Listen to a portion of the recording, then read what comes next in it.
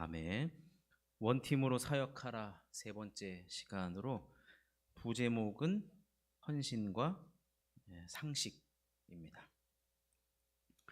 데살로니가전서 말씀을 살펴보면서 바울은 내가 이 모든 사역을 했다고 그렇게 얘기하지 않았습니다. 나와 함께한 동역자들이 있었기 때문에 그들은 데살로니가 지역에 3주밖에 머물지를 못했지만 그 교회의 믿음과 소망과 사랑 이 세 가지뿐만 아니라 교회가 급속도로 부흥하는 역사 그리고 주변 지역에 본이 되어지는 모델 교회가 되었습니다. 그들은 정말 하나님 앞에서 원팀으로 사역을 했습니다.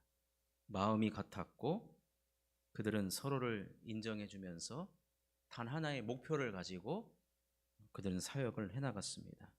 하나님의 몸된 교회를 섬겨나갔고 맡겨주신 영혼들을 최선을 다해서 섬겨나갔습니다. 그들이 사역을 해놓고 보니 그들에게서 나타나는 이 원칙들이 있었습니다. 그 원칙 중에 우리가 지금 계속해서 살펴보고 있는데 오늘은 5번째로 살펴볼 것은 그들에게 있어서 헌신과 상식이 나타났다는 겁니다. 여러분 한번 따라해 주십시오. 하나님께 대하여는 헌신으로, 사람에게 대하여는 상식으로. 하나님께는 헌신, 사람에게는 상식. 오늘 9절 말씀 상반절에 보면 형제들아 우리의 수고와 애쓴 것을 너희가 기억하리니. 바울과 그의 동역자 원팀은요 정말로 많은 수고와 애를 썼습니다. 그런데 무엇을 위해서 그들이 이렇게 애를 쓰고 수고를 했단 말입니까? 무엇을 위해서? 누구를 위해서? 그들은 하나님께 헌신한 것이에요. 하나님께 수고한 것이고 하나님께 애쓴 것입니다. 사실 데살로니가 교회가 급속도로 부흥하고 성장할 수 있었던 이유 중에 하나가 첫 시간에 말씀드렸던 이 야손이라는 그 사람이 자신의 집을 내어드렸어요. 여기를 교회로 쓰십시오.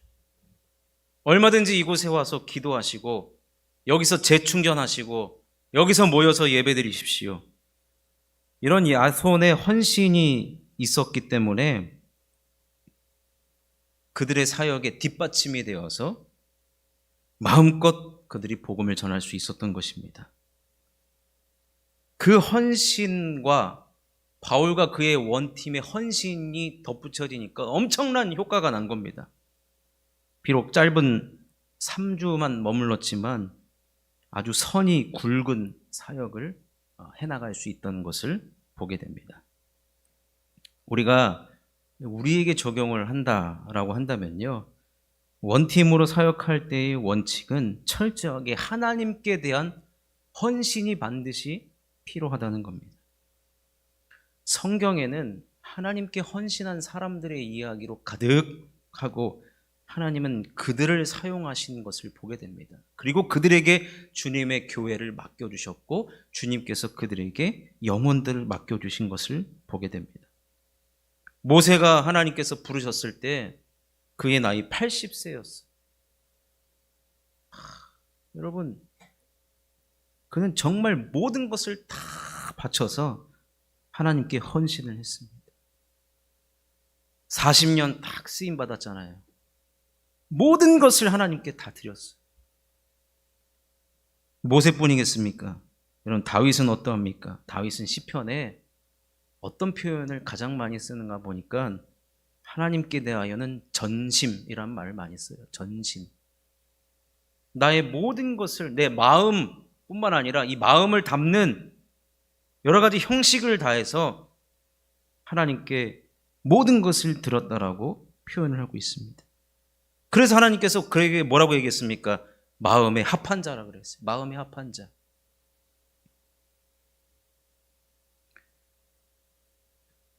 그뿐이겠습니까? 예수님의 장례를 준비하면서 향유 옥합을 드렸던 마리아. 1년치의 월급이 되는 그 향유 옥합을 예수님께 드렸던 이 마리아의 헌신. 여러분, 갈렙을 아시죠? 갈렙이 가나안에 들어가잖아요. 유일하게 여호수아와 갈렙만 광야 이 출애굽 세대 중에서 유일하게 가나안에 들어가는데, 하나님께서 이 갈렙을 평가하실 때 그는 온전한 마음을 가졌다 그랬어요. 온전한 마음. 여기서 말하는 온전한 마음이라는 것은 마음이 갈리지 않았다는 거예요. 내 마음이 오직 하나님께 딱 붙어 있었다는 거예요.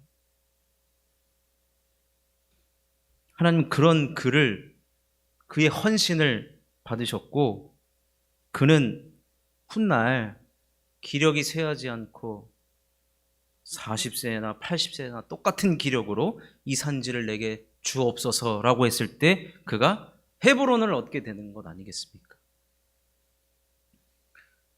오늘 본문에 등장하는 사도 바울은 또 어떻습니까? 그는 마지막 성경 디모데후서 4장 6절에 전제와 같이 내가 벌써 부어지고 나의 떠날 시각이 가까웠도다. 이 전제라는 것은 뭐냐면, 포도주를 제사를 드릴 때 포도주를 붓는 것이거든요. 근데 전제와 같이 내가 벌써 부어졌다는 말은 뭐냐면, 내게 남아있는 모든 것을 다 하나님 앞에 쏟아부었다는 거예요. 한 방울도 남김없이 나의 모든 것을 쏟아부었다. 즉 마지막 한 방울까지 하나님께 드려지는 헌신의 삶을 살아왔다는 것입니다. 여러분, 이것을 봤을 때 우리가 하나님께 대하여서 헌신한다라고 할 때요, 이 헌신은요, 우리의 모든 것을 드리는 거예요. 하나님 그것을 받으십니다. 초대교회가 생겨날 때는 물질의 헌신 이야기가 참 많이 나옵니다. 여러분, 사도행전을 비롯하여서 고린도 전서, 후서, 데살로니가 전서를 봐도 그렇고, 여러분 보십시오. 초대교회가 세워질 때 이 물질의 헌신, 예를 들면 예루살렘 교회, 모교회였던 예루살렘 교회도 가뭄 때문에 극심한 어려움을 겪을 때 주변에 있는 교회들이 구제헌금과 선교헌금을 보내줬어요. 이런 물질의 헌신 이야기가 참으로 많은데, 특별히 사도행전에 보면 초대교회가 딱 세워졌을 때 바나바의 헌신을 기록하고 있습니다. 바나바가요, 땅을 팔아가지고 이것을 하나님 앞에 헌신을 해요. 창세기 4장 37절을 한번 읽어보겠습니다. 읽겠습니다. 시작. 그가 밭이 있음에 팔아 그 값을 가지고 사도들의 발 앞에 두니라. 그가 밭이 있음에 팔아 그 값을 가지고, 여기서 말하는 그 값은 뭐냐면 판 가격 그대로 전부를 그냥 그대로 사도들의 발 앞에 두었다라고 지금 기록을 합니다. 이 모습을 보고 수많은 초대교회 성도들이 많은 도전을 받았습니다. 참 어떻게 은혜를 받았길래 바나바는 저런 결정을, 저런 믿음이 있을까? 그러다가 도전을 받았던 한 부부의 이야기가 등장하죠. 그 부부가 누구죠? 아나니아와 삽비라 이야기가 등장을 합니다. 아나니아와 삽비라가 집에 가가지고 바나바의 이 헌신 소식을 들으니까 우리도 한번 해봅시다. 우리도 이렇게 교회가 세워지는데 우리도 한번 쓰임 받아봅시다. 그런데 무슨 일이 벌어졌느냐? 자, 사도행전 5장 2절 읽어보겠습니다. 시작. 그 값에서 얼마를 감춤해 그 아내도 알더라. 얼마만 가져다가 사도들의 발 앞에 두니. 아나니아가 그 값에서 얼마를 어떻게 했어요? 감췄어요. 근데요, 그 아내도 알더라. 아니, 우리 삽비라 부인이 조금만 지혜로웠으면 남편한테 바가지를 긁었어야지. 당신 지금 제정신이냐고. 이게 무슨 헌신이냐고. 그래야 되는데 그 아내도 알더라. 뭐예요? 묵인했다는 거예요. 인정했다는 거예요. 남편이 하는 것을 박수 쳐줬다는 얘기입니다. 아무런 제재를 하지 않았습니다. 사도행전 4장에 이 바나바의 헌신을 이야기하면서 곧바로 아나니아와 삽비라를 이야기한다는 것은 여기서 헌신의 관점으로 우리가 성경을 봐야 되는데, 아까도 말씀드렸지만 헌신은 전부를 드리는 거예요. 금액이 많고 적음을 지금 말씀하신 적이 없어요. 과부의 2렙돈 전부를 드렸다 그랬거든요. 바나바 땅값이 얼마인지 성경에 나오지도 않아요. 근데 그 값 그대로 하나님 앞에 드렸다고 하는데, 아나니아와 삽비라는 뭐예요? 감췄다는 거예요. 일부를 감췄다는 거예요. 이것을 가지고 자기네들도 헌신했다라고 알려지기를 원해서 그래요. 근데 하나님은 이것을 받지 않으셨죠. 저는 이 본문이 굉장히 사실은 의문이 들었어요. 아니 어떻게 그래도 하나님 앞에 드리긴 했는데 안 드리는 것보다 낫잖아요. 드렸는데 어떻게 이 둘을 그냥 하루아침에 어떻게 이렇게, 우리 하나님 너무 잔인한 거 아닌가 생각을 해봤는데, 헌신의 관점에서 보면 어떤 분은 초대교회에 기강을 세우려고 이 교보제로 롤모델을 삼기 위해서 이렇게 하나님께서 어마무시한 것을 행했다라고 하시는 해석도 있습니다만, 저는 이것을 헌신의 의미로 보면 구약에도 이 내용이 계속해서 언급되고 있습니다. 뭐냐면 이스라엘 백성들이 점점 타락해 가면서 그 타락의 절정에서 하나님께서 그들을 심판하셔서 결국에는 바벨론 포로로 끌려간단 말이에요. 나라를 잃어버리고 성전을 잃어버립니다. 근데 이스라엘 백성들이 하나님 앞에 대들어요. 손가락질하면서, 하나님 우리가 언제 제사를 안 드렸습니까? 하나님 우리가 언제 하나님 무시했습니까? 우리가 드린 그 번제물이 얼마고 막 그렇게 따져요. 그때 하나님께서 뭐라고 말씀하시냐면, 너 눈먼 짐승 나한테 드리지 않았냐 이거예요. 눈이 하나 없는 짐승 드리지 않았냐 이거예요. 그리고 다리를 저는 것 드리지 않았냐 이거예요. 그러면서도 어떻게 드렸다라고 나한테 얘기할 수 있느냐 이거예요. 이 말이 아나니아와 삽비라 같은 거예요. 우리 하나님께서 드리는 번제물은 온전한 것, 흠이 없는 것을 드리라고 이미 말씀해 주셨는데, 눈먼 짐승이 조금 더 싸겠죠. 다리를 저는 짐승 조금 더 쌀 거예요. 얼마나 감춘 거죠. 근데 하나님, 우리 하나님 앞에 헌신했다고 하지만, 다 드렸다고 하지만 하나님 모르실 리가 없습니다. 하나님 이를 지적하신 것이죠. 여러분, 이런 헌신, 하나님 앞에 전부를 드리는 헌신, 모든 것을 하나님께 다 탈탈탈탈 한 방울의 그 전제를 부을 때 단 한 방울도 남지 않을 정도로 하나님 앞에 모든 헌신을 지금 바울과 그의 동역자 원팀이 되어서 하나님 앞에 드렸다는 것입니다. 여러분, 하나님 그것을 받으신다는 거예요. 우리가 주의를 할 때 우리 주님께 대하여서는요, 나의 전부를 드리셔야 됩니다. 나의 전부.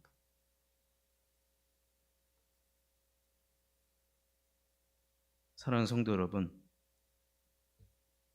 내가 전부를 드렸는지 안 드렸는지는 누가 아느냐? 하나님이 아시고 나 자신이 알아요. 하나님 앞에 드린 신용만 하는 거 옆에 있는 사람 모릅니다. 저는 모릅니다. 하나님만 아시죠. 하나님께 대하여서는 여러분 전부를 드리는 겁니다. 하나님 그것을 받으시고 그곳에 지금 놀라운 부흥을 하나님께서 허락하신 것입니다. 이런 우리 헌신의 원팀이 되시기를 주의 이름으로 축원합니다. 하나님께 대해서는 헌신이에요. 헌신. 또 한 가지 살펴본 것은 원팀의 사역 원칙은 사람에 대하여서는 상식입니다. 상식. 자, 데살로니가전서 2장 9절을 우리 한번 읽어보겠습니다. 시작. 형제들아, 우리의 수고와 애쓴 것을 너희가 기억하리니 너희 아무에게도 폐를 끼치지 아니하려고 밤낮으로 일하면서 너희에게 하나님의 복음을 전하였노라. 바울이 가졌던 그의 원팀이 여러분, 우리가 주의 일을 할 때요, 복음을 전할 때 누구에게 전합니까? 사람에게 전하는 거예요. 또 교회 안에 우리가 모여 있으면 사람 대 사람과의 관계입니다. 요즘에 어떤 분이 책을 썼는데, 이제는 예전에는 뭐 제자 훈련을 해왔고 또 뭐를 해왔고, 근데 이제는 인대인이라는 거예요. 인대인. 다른 게 아니에요. 사람 대 사람. 사람 대 사람의 관계가 좋아야 된다는 거예요. 교회에서.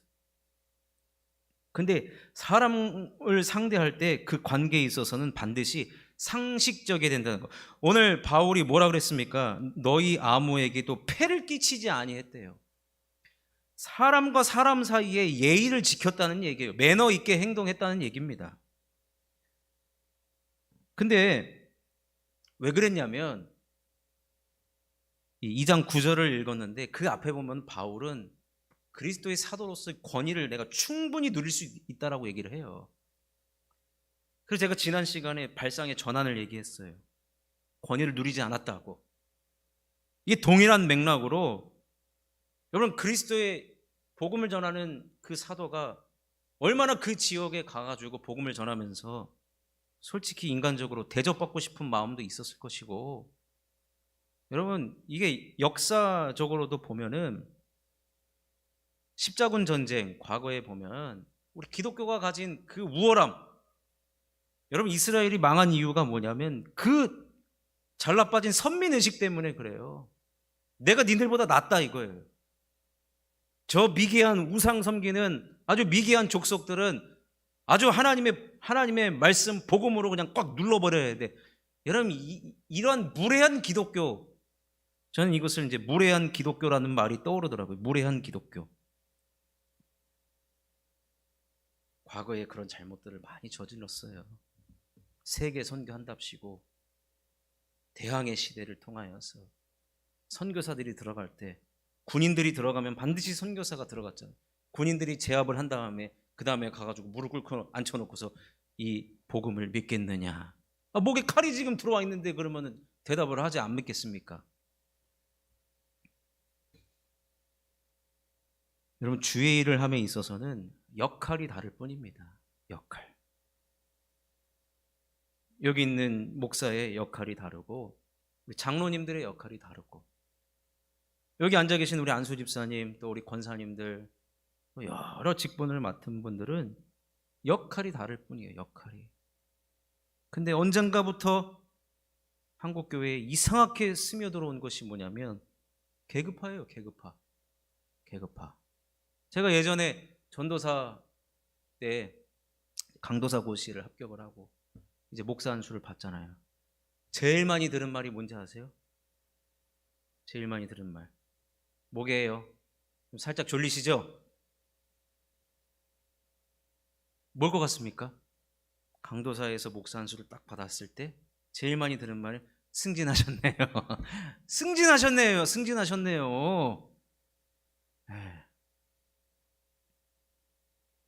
그리고 제가 저기 유초등부 하다가 고등부 하니까 또 승진하셨다고 축하한다고 축하통 내라고 저보고. 그리고 제가 그 다음에 청년부하고 교구를 이렇게 딱 했거든요. 그랬더니 이야 목사님은 단계를 잘 밟아오셨기 때문에 진짜 전형적인 이 그 승진의 모델이라고. 무슨 승진입니까? 승진을.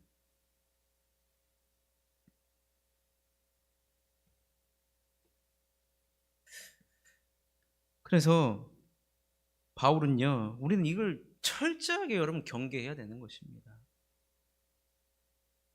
바울은 이미 그리스도의 사도로서 마땅히 권위를 주장할 수 있으나 발상의 전환으로 본인 스스로가 유모가 되었다 그랬어요. 유모가 상대하는 상대방이 누구예요? 깐난 아기인데 아기를 상대로 나 승진했다. 너 까불지 마라. 너 저기 젖 먹을 때 각 잡고 먹어라. 이렇게. 여러분 어떻게 그렇게 할 수 있습니까? 납득이 될 만하게 복음을 전하고 교회를 세워나갔다는 거예요. 물론 복음을 전하다 보면요, 복음의 현장에서 일어나는 일들이 진짜 많아요. 여러 가지 많아요. 진짜 교회 온다고 약속만 하고 진짜 뺀질들이 진짜 많습니다. 근데 그런 분한테는 어느 날은 때로는 그리스도의 권위를 가지고 성령께서 주시는 그 담대함을 가지고 선포할 때도 있어요. 그 상황에 따라서. 근데 매번 가가지고 안 나오면 이 집 저주받는다, 이 집 망한다 막 이렇게 해서는 안 된다는 겁니다.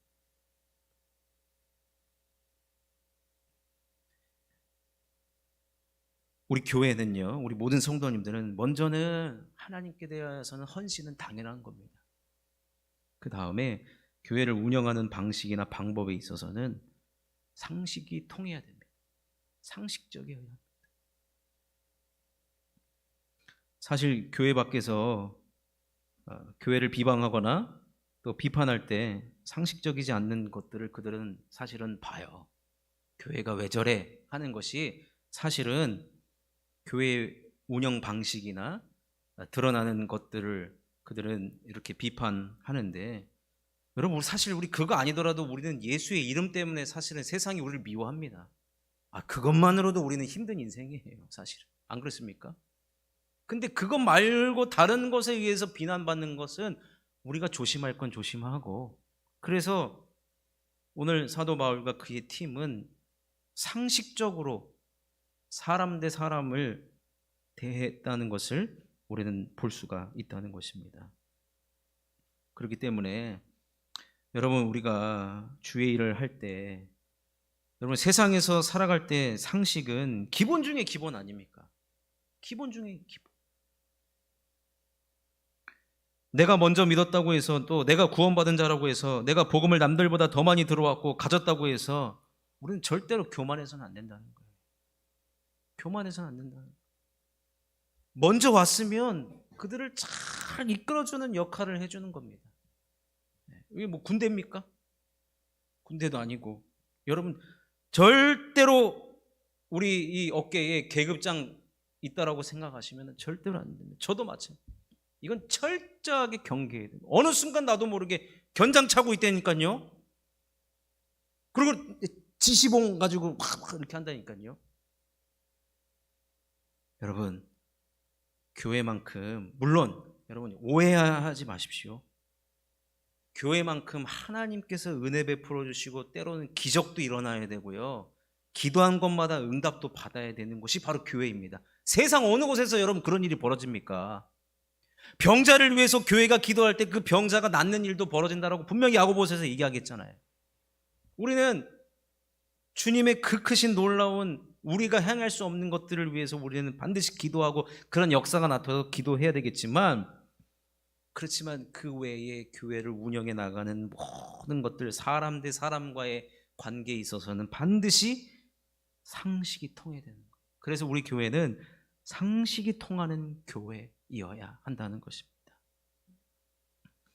말씀을 정리하면, 이 원팀이 가져야 될 아주 중요한 정신, 하나님께 대하여는 헌신, 사람에게 대하여서는 상식. 헌신과 상식. 우리의 마음 전부를 원하시고, 근데 하나님은 이 마음만 받으시질 않아요. 여러분 아셔야 됩니다. 마음을 담는 형식이 헌신적으로 나타나셔야 돼요. 하나님, 제가 주님 사랑합니다. 말로는 다 할 수 있습니다. 사랑하는 모습이 나타나야죠. 그것을 담는 형식이 반드시 있어야 돼요.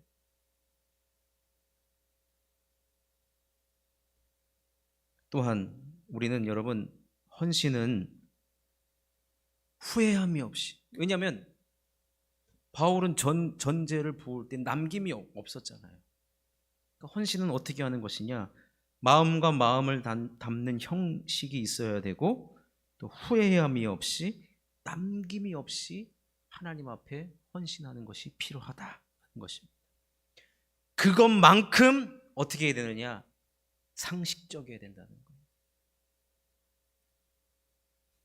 헌신과 상식의 균형 잡힌 모습으로 사역을 했던 그 바울과 원팀은 그 데살로니가 교회에 놀라운 성령의 역사가 나타났고, 놀라운 믿음의 본이 되어지는 그런 교회로 하나님께서 세워주신 것을 보게 됩니다. 저는 오늘 말씀에 너무, 이 말씀을 준비하면서 너무 기대가 되더라고요. 그래서 원래 두 가지를 해야 되는데 오늘은 헌신과 상식만 다룬 거예요. 다음 한 번 더 하고 이제 이 원팀 사역은 이제 마무리가 되는데, 저도 마찬가지로 하나님께 대하여는 헌신하는 자 되어야 되겠고, 성도 여러분들을 대할 때 상식적으로, 여러분, 제가 혹시나 여러분들에게 무례하게 대하거나 아니면 몰상식하게 대한다 그러면은 얼마든지 얘기해 주십시오. 저런 무식한 목사 같으니라고. 근데 이렇게 직접적으로 표현 안 하셔도, 알아들을 만큼만 해주셔도 제가 알아들을게요. 네, 알아들을게요. 여러분들도 힘써 주시고 애써 주시고 오늘 이 두 가지 기억해 주십시오. 하나님께 대하여는 헌신, 사람에게 대하여는 상식. 이 두 가지 균형을 잘 이루어서 우리 교회도 데살로니가 교회를 뛰어넘는 교회가 왜 못 되겠습니까? 오늘 아까 우리 셀장님들 모였는데 100% 출석했어요. 저는 이것부터가 감동입니다. 너무 감사하고 앞으로 셀 모임도 더 잘 될 것이고, 이런 셀장님들이 계시고 또 이렇게 함께 해주시는 성도님들이 계시기 때문에 우리 교회는 사실 이 헌신과 상식이 필요 없는 교회인데, 그래도 말씀이 이러하잖아요. 그러니까 제가 그냥 우리 교회는 잘하고 있으니까 그냥 넘어가겠습니다 이렇게 해도 되는데, 여러분 그러면 우리 성경이 뭐라 필요가 있겠습니까? 다시 한번 우리에게 적용을 해보고 결단하는 것이죠. 헌신과 상식으로 원팀으로 사역하여서 주의 몸된 교회를 잘 세워나갈 뿐만 아니라 하나님께서 기뻐하시는 우리 모두가 될 수 있기를 주님의 이름으로 축원합니다. 우리 기도 한번 하겠습니다.